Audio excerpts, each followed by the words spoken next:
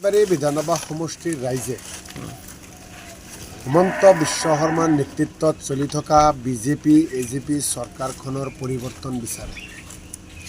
পাকাটবাৰী সমষ্টিৰ ৰাইজে ধৰ্ম নিৰপেক্ষ ৰাজনৈতিক দলৰ হাতত অসমৰ ক্ষমতা দিয়াৰ কাৰণে বা দায়িত্ব দিয়াৰ কাৰণে ইতিমধ্যে সাজু হৈছে।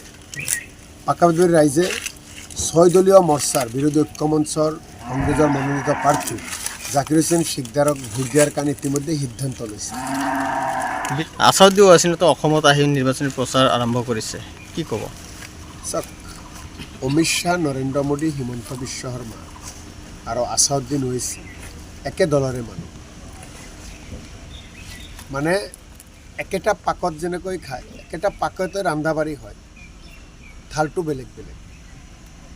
আছাদুদ্দিন ওৱাইচি আজি যে অসমলৈ আহিছে প্ৰচাৰ কৰিবলৈ, মোৰ প্ৰথম প্ৰশ্ন, আছাদুদ্দিন ওৱাইচিয়ে এইবাৰ অসমত কোন দলৰ চৰকাৰ বিচাৰে?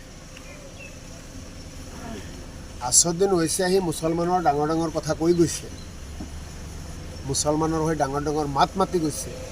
তো মোৰ প্ৰশ্ন, আছাদুদ্দিন ওৱাইচিয়ে অসমত কোন ৰাজনৈতিক দলৰ নেতৃত্বত চৰকাৰ হোৱাটো বিচাৰে? স্পষ্ট ক'ব লাগে।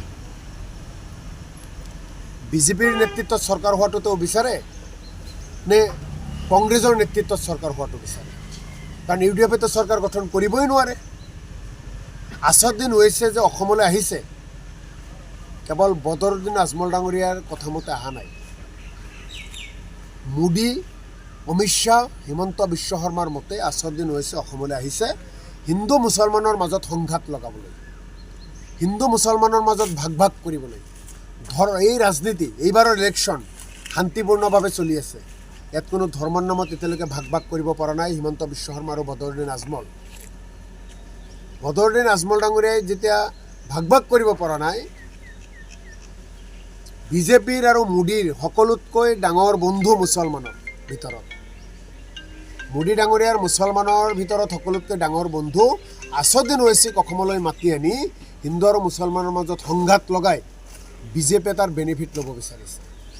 গতিকে মই যিসকলক উদ্দেশ্যে আছাদুদ্দিন ওৱাইচিয়ে গৰম গৰম কথা কৈ আছে, বক্তব্য দি আছে, মই অসমৰ সংখ্যালঘুসকলক, মুছলমানসকলক আহ্বান জনাওঁ, আছাদুদ্দিন ওৱাইচি আহিছে বিজেপিক যাতে চৰকাৰ গঠন কৰিব পাৰে তাৰ সহায় কৰিব।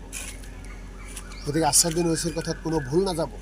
আছাদুদ্দিন ওৱাইচি যি ৰাজ্যৰ মানুহ, আছাদুদ্দিন ওৱাইচিয়ে য'ত ভোট দিয়ে সেই ৰাজ্যত কংগ্ৰেছৰ চৰকাৰ।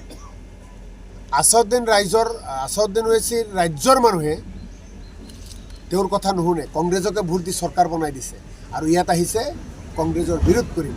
আছাদুদ্দিন ওৱাইচি যিকেইটা অঞ্চলত প্ৰচাৰ কৰিব, গোটেইকেইটা প্ৰচাৰ সভাত কংগ্ৰেছক টাৰ্গেট কৰিছে আৰু কংগ্ৰেছক ক্ষতি কৰাৰ কাৰণে আহিছে। অসমত কংগ্ৰেছে ক্ষতিগ্ৰস্ত হ'লে, অসমত কংগ্ৰেছক যদি কোনোবাই দুৰ্বল কৰিব বিচাৰে, তেনেহ'লে তেওঁলোকে কাক সবল কৰিব বিচাৰে অসমৰ মুছলমানসকল ইমান বুৰ্বক নহয়, সকলো বুজি পায়। আজমলৰ যাদৌ কাম নহ'ব, আছাদুদ্দিন ডাঙৰীয়াৰ যাদৌ কাম নহ'ব। UDF বিজেপিৰ বি টিম, আছাদুদ্দিন ডাঙৰীয়া, হিমন্ত বিশ্ব শৰ্মা, অমিত শ্বাহ, নৰেন্দ্ৰ মোদীৰ কথা মতে উঠা বহা কৰা ভাৰতবৰ্ষৰ অন্যতম বিজেপিৰ এজন বন্ধু। 100+ আপোনালোকক কৈছোঁ, 100+ লক্ষ্য, কিন্তু 80+এৰে অসমত কংগ্ৰেছ দলে চৰকাৰ গঠন। যিকোনো খবৰৰ বাবে যোগাযোগ কৰক আমাৰ এই নম্বৰত 9181 307 2221।